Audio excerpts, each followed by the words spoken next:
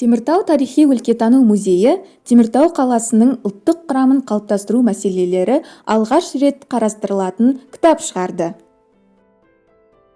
Мұнда халықтың этникалық құрамының құрылымына әсер еткен тарихи оқиғалар жарияланды.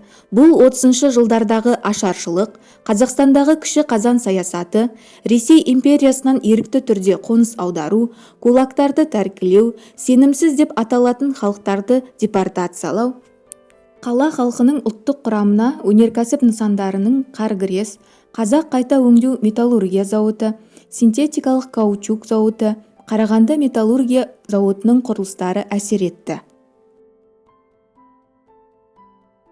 Кітапта Теміртау тұрғындарының естеліктері мен жеке құжаттары көрсетілген. Оған музей қорындағы бірегей архивтік құжаттар енді. 1939 жылдан бастап тұрғындардың сандық және ұлттық құрамы бойынша статистикалық мәліметтер ұсынылды. Теміртау қаласының этномәдени орталықтарының тарихы бойынша материалдар жиналды.